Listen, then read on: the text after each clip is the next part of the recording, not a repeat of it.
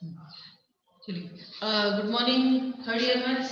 आपके जो है पेपर 1 और उसमें हम लोग कर रहे हैं यूनिट 2 और उसका टॉपिक है उपसमूह, उपग्रुप यानी कि सब ग्रुप।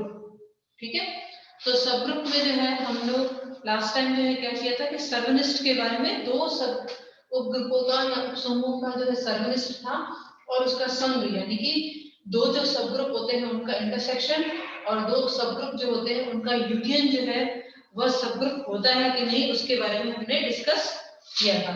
ठीक है, तो मैंने ये बताया था कि जब दो समूह होते हैं यानी दो उपग्रुप होते हैं उनका जो है यूनियन यानी कि संघ जो है वो अनिवार्यतः जो है नहीं होता उपग्रुप। ठीक है, जो हो भी सकता है और नहीं भी हो सकता है, इस तरह की बात है।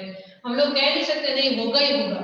ठीक है, तो अब जो है नेक्स्ट थ्योरम जो है वो क्या कहता है कि अगर ये जो है संघ, ठीक है, H1 यूनियन H2 दो ग्रुपों का यूनियन यानी कि संघ ये G का उपग्रुप होता है यदि यहाँ पे जो है ये उपग्रुप जो है एक दूसरे को अंतर्विष्ट करते हो।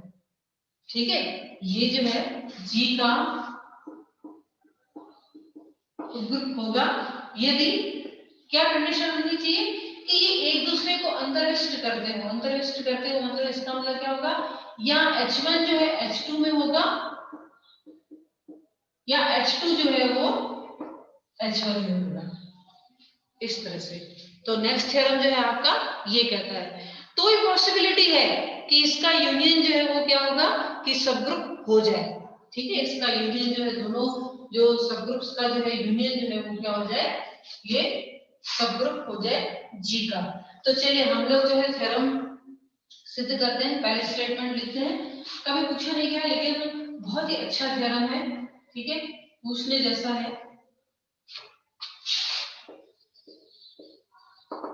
कहते हैं कि दो उपसमूहों का संघ, दो उपसमूहों का संघ एक उपसमूह होता है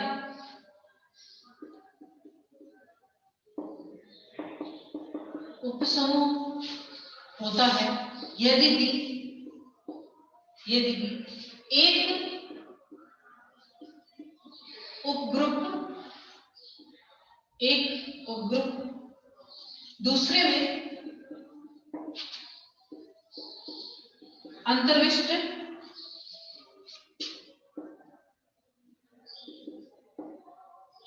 करता हो। ठीक है, या अंतर्विष्ट हो ये भी कह सकते हैं। अंतर्विष्ट हो भी जो है या एक दूसरे में अंतर्विष्ट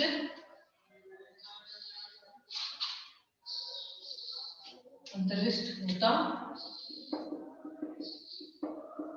ठीक है, ये स्टेटमेंट है। अभी इसी स्टेटमेंट को जो है हम लोग क्या करेंगे कि यहाँ पे जो है सिद्ध करते हैं कि ये किस तरह से जो है। तो चलिए शुरू करते हैं। एक तो बहुत ही आसान है, दूसरा जो है हम लोग सिद्ध करेंगे। सबसे पहले जो है हम लोग किस तरह से कि इस तरफ से शुरू करते हैं। तो सबसे पहले कि मान लीजिए कि H1 तथा H2 ग्रुप G के दो उपसमूह या उपग्रुप है। ठीक है, ग्रुप G के दो उपसमूह है और ये भी मान लेती हूं कि माना कि H1 यूनियन H2 G का उपसमूह है, ये मान लेती हूँ क्योंकि और मुझे क्या प्रूव करना है, मुझे ये सिद्ध करना है कि ये एक दूसरे में जो है अंतर्विष्ट करते हैं। तो उसके लिए जो है अब एक दूसरे में अंतर्विष्ट करते हैं, या तो ये होगा पॉसिबिलिटी या पॉसिबिलिटी ये होगी।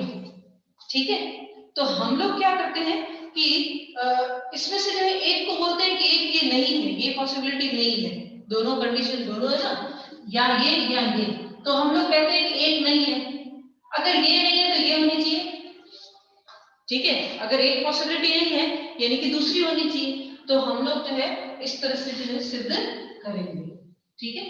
चलिए लिखेंगे कि हमें सिद्ध करना है कि हमें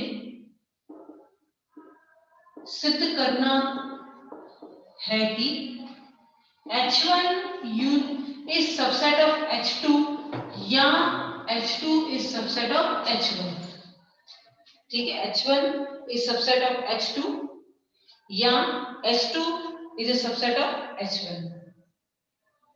इसके लिए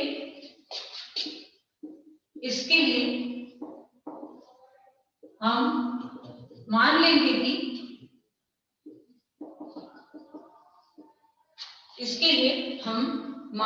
कि H1 जो है वो H2 का सबसेट नहीं है, ठीक है। अगर ये नहीं है तो क्या होना चाहिए, H2 जो है वो किस में होना चाहिए, H1 में होना चाहिए, ठीक है। तो सिद्ध करते हैं, अगर ये इसमें नहीं है तो इस H1 में जो है एक ऐसा अवयव अवश्य जो है विद्यमान होगा कि जिससे वो अवयव जो है वो H2 में नहीं होगा, तभी तो उसका सबसेट नहीं है। डेफिनेटली H1 में ऐसा एक एलिमेंट होगा कि जिसके लिए जो है वह एलिमेंट जो है H2 में नहीं होगा, इस वजह से तो ये H1 is not subset of H2 बन रहा है, ठीक है। अब मैं शुरुआत करती हूँ, यहाँ पे मुझे सिद्ध करना है कि H2 is a subset of H1, ये मुझे सिद्ध करना है। तो मैं क्या कर लेती हूँ कि इस H2 में से जो है एक अवयव ले लेती हूँ, ठीक है। इस H2 में माना, ठीक है, एक अवयव जो है वो ले लेती हूँ। अब इसी अवयव को मैं बताऊंगी कि वह अवयव जो है किसमें बिलोंग करता है, यहाँ पे ये अवयव करता है H1 में, ठीक है, ये अवयव H1 में बिलोंग करता है। अब जो है A जो है वो H1 का अवयव है, ठीक है, B जो है वो किसका अवयव है, H2 का अवयव है। तो इसका मतलब ये होगा कि अगर दोनों का संग करूंगी मैं, अगर इन दोनों सब ग्रुप्स का यानी उपग्रुप का जो है अगर यूनियन करूंगी मैं, ठीक है, तो इसमें जो है A और B दोनों ही आने चाहिए, क्योंकि यूनियन में आप जानते हो कि दोनों ही अवयव आएंगे, ठीक है, दोनों ही अवयव आएंगे। अब मैंने ये माना है कि मेरा H1 यूनियन H2 जो है वो क्या है, G का एक उपग्रुप है, और H1 यूनियन H2 में जो दो अवयव आते हैं, एक A आता है एक B आता है, इसका मतलब क्या होगा कि इन दोनों का जो है गुणन भी जो है किसमें होगा, H1 यूनियन H2 में होगा, क्योंकि मेरी जो है सबग्रुप की जो परिभाषा के हिसाब से अगर दो अवयव जो है H1 यूनियन H2 में आ जाते हैं तो उनका गुणन, ठीक है, यानी AB भी जो है किसमें होगा, H1 यूनियन H2 में होगा, ठीक है। अब इसमें है तो ये पॉसिबिलिटी है कि ये AB का गुणन H1 में होगा या इस AB का गुणन जो है H2 में होगा। क्यों, क्योंकि यहाँ पे क्या है, ये यूनियन आ रहा है, क्या आ रहा है, यहाँ पे यूनियन आ रहा है, या इसमें हो सकता है अवयव या उसमें हो सकता है। तो मैं ये मान रही हूं कि ये H2 में है। चलिए मैं ये कहती हूँ कि ये जो है H2 में है। अब ये AB जो है, AB H2 में है, और हमारा B अवयव जो है किसमें है, वो भी H2 में है, ठीक है। B अवयव किसमें आता है, ये भी H2 में आता है। अब H2 जो है हमारा क्या सब ग्रुप है, यहाँ पे भी आप लिख सकते हो H1 यूनियन H2 जो है वो G का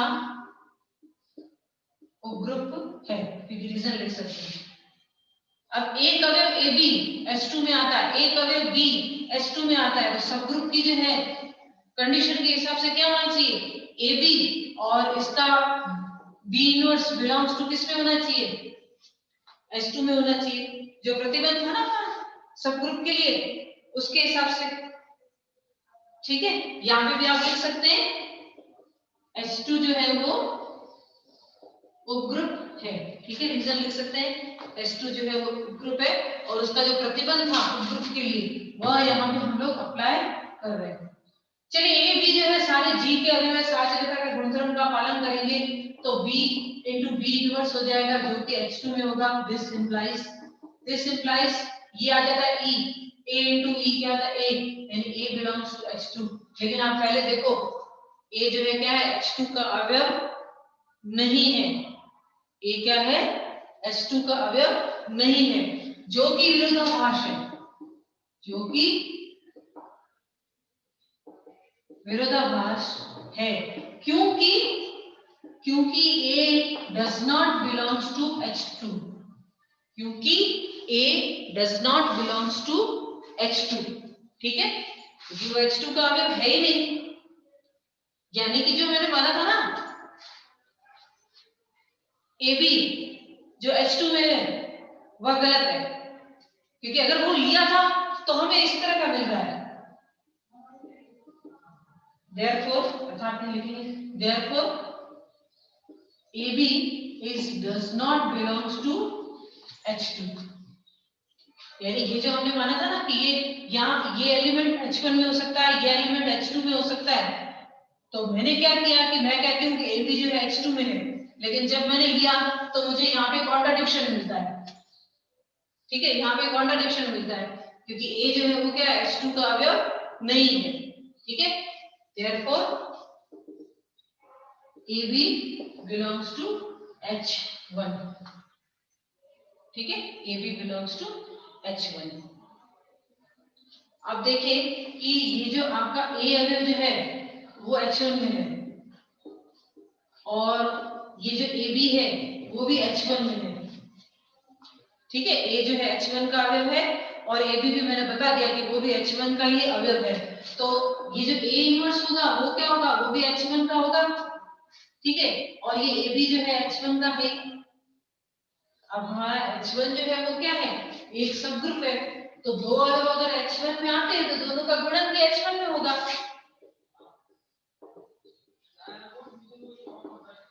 क्यों, क्योंकि H1 जो है वो क्या है, वो ग्रुप है, ठीक है। अगर A जो है H1 में, उसका प्रतिलोम भी H1 में है, और प्रतिलोम भी H1 में है, AB भी H1 में है, दोनों का गुणन भी H1 में होना चाहिए, क्योंकि वो सब ग्रुप है, तो ये A inverse into A B belongs to H1, और दिस इंप्लाइज क्या हो जाएगा, B belongs to H1। चलिए मैंने कहां से शुरू किया था, मैंने शुरू किया था कि जो है B belongs to H2 से शुरू किया था, ठीक है,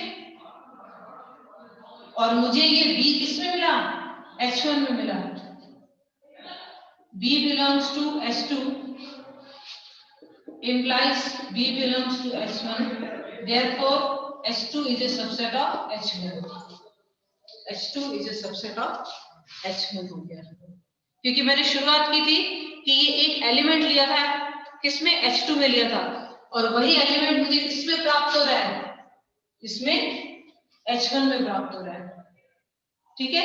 तो इस वजह से जो है, जो मैंने माना था कि H1 जो है is not subset of H2, तो अगर ये नहीं है, ठीक है, अगर इसका सबसेट नहीं है, तो यानी कि H2 जो है वो H1 का सबसेट है। यानी अगर दो उपसमूहों का संघ, यानी दो सबग्रुप का जो है अगर यूनियन जो है G का उपग्रुप यानी कि सबग्रुप होता है, तो वो एक दूसरे को क्या करते हैं, अंतर्विष्ट करते हैं, ठीक है, एक दूसरे। उसी प्रकार हम लोग सिद्ध कर सकते हैं, ये हम लोग लिख सकते हैं कि उसी प्रकार हम लोग सिद्ध करते हैं कि जब H2 is not subset of H1, लिख सकते हैं, उसी प्रकार हम सिद्ध कर सकते हैं कि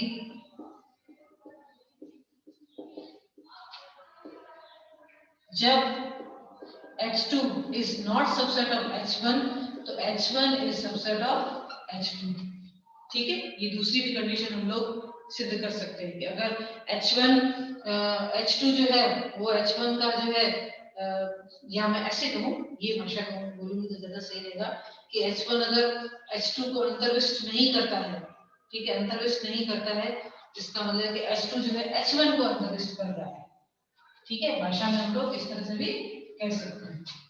अब दूसरा सिद्ध करना है कि ये H1 और H2 जो है एक दूसरे को अंतर्विष्ट करते हैं। अब कहां से, ये सिद्ध करना है। लिखेंगे कि माना कि H1 is subset of H2 या H2 is subset of H1। हम लोग दूसरा वाला जो है वो ले लेते हैं कि अब ये तो इजी है। अगर मैं इसी को लेती हूँ H1 यूनियन H2 करूं तो मुझे H2 आएगा, या फिर H1 यूनियन H2 करूं तो मुझे H1 मिलेगा। इसके लिए H2 और इसके लिए H1 मिलेगा। ठीक है, दोनों ही कंडीशन में जो है H1 तथा H2 G के उपग्रुप है। H1 तथा H2 जो है वो G के उपग्रुप है। Therefore H1 union H2 G का उपग्रुप होगा। H1 यूनियन H2 G का उपग्रुप होगा। ठीक है, अगर ये कंडीशन बन रही है तो ये हो जाएगी। ठीक है,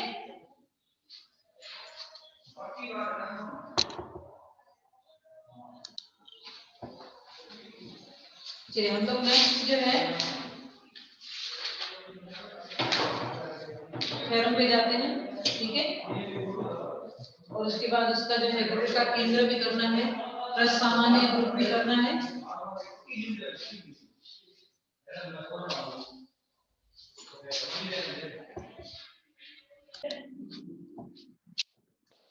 चलिए नेक्स्ट थ्योरम करते हैं, जिसमें जो है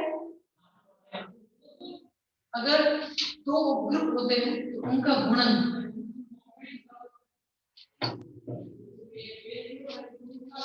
यानी कि क्या होगा H के से पता है क्या मतलब होता है कि यहाँ पे जो है उसको अगर समुच्चय में लिखना चाहूँ तो कैसे लिखूंगी, पहला अवयव जो है H का और दूसरा अवयव जो है वो K का, और ये H belongs to H, K belongs to K, H belongs to H और K belongs to K। तो इसको जो है मुझे सिद्ध करना है कि यह जो है क्या है, G का एक उपग्रुप है। लेकिन इसमें कंडीशन है, ये कब होगा उपग्रुप। चलिए करते हैं।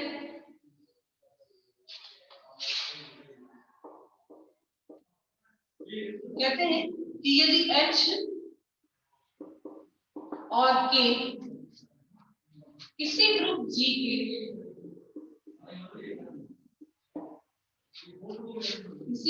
के दो उपग्रुप हो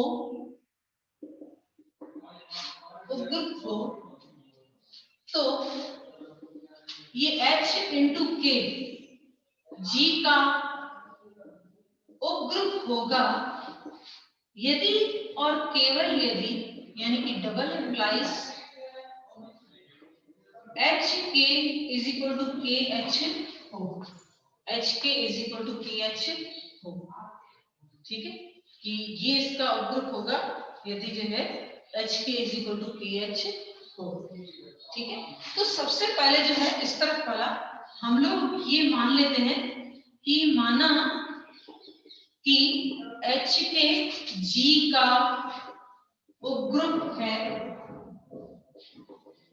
HK G का उपग्रुप है। अब जो है HK जो है वह उपग्रुप है, तो एक थ्योरम के हिसाब से हम लोग क्या लिख सकते हैं, इस HK का अगर प्रतिलोम लेंगे तो हमें HK ही प्राप्त होगा। ये मैंने आपको स्टेटमेंट पहले लिखा दी है। ठीक है, H inverse is equal to H। क्या होगा कि अगर वो उपग्रुप है तो H inverse is equal to H।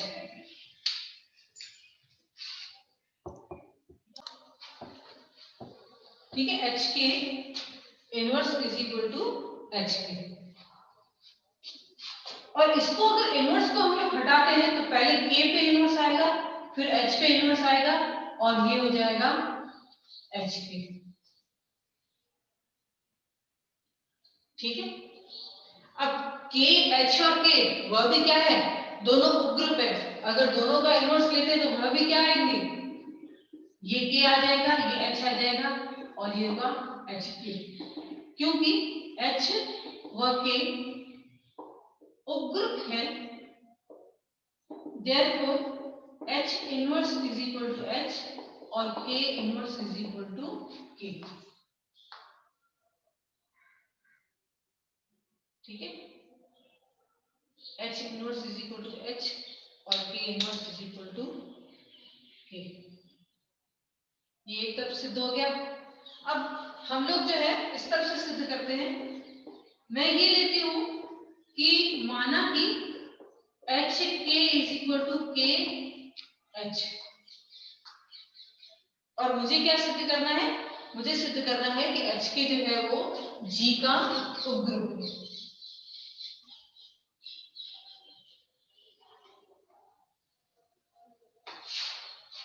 लिखेंगे कि हमें सिद्ध करना है कि एच के जी का उपग्रुप है, एच के जी का उपग्रुप है।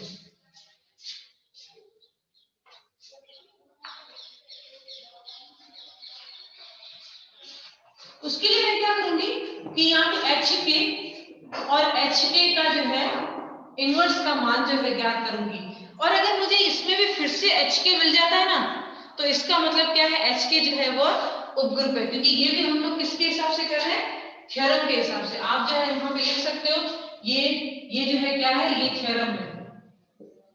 रीजन क्या है इसके लिए, थ्योरम के हिसाब से कर रहे हैं।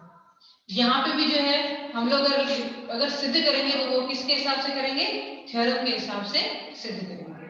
तो ये हो जाएगा एच के और ये होगा के इनवर्स और एच इनवर्स, क्योंकि एच के का जो अगर इनवर्स लेते हैं, क्योंकि यहाँ पे जो है मैंने बताया था कि A B inverse is equal to क्या आता है, बी इनवर्स ए इनवर्स।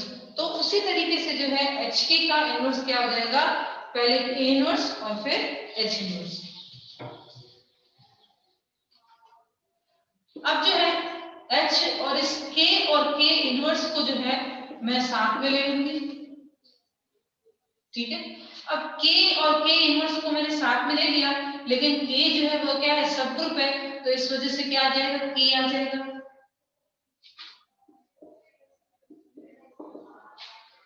ये क्या आ जाएगा, के आ जाएगा।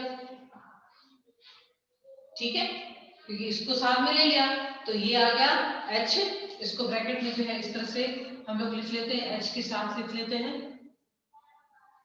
के और K inverse is equal to के। क्यों, रीजन क्या लिखेंगे, के जो है वो क्या है, वो ग्रुप है, के क्या है, वो ग्रुप है, इस वजह से हम लोग यहाँ लिख सकते हैं। फिर जो है मैंने तो ये माना है एच के इज इक्वल टू के एच, तो इसको जो है मैं क्या लिख लूंगी, के एच लिख लूंगी और ये एच इनवर्स हो जाएगा। ठीक है, एच के इज इक्वल टू के इनवर्स और एच के हो जाएगा। तो ये के और एच इनवर्स को मैं साथ में ले लूं, लेकिन एच क्या है, फिर से उपग्रुप है, एच जो क्या है उपग्रुप है, इस वजह से क्या हो जाएगा, ये के एच हो जाएगा। अब के एच हो जाएगा, लेकिन के एच इज इक्वल टू क्या है, एच के, तो फिर से मैं यहाँ पे एच के लिख लूंगी, फिर से हम लोग एच के लिख लेंगे। तो एच के का inverse is equal to H K आ रहा है, इसका मतलब है कि एच के जो है वो जी का उपग्रुप है।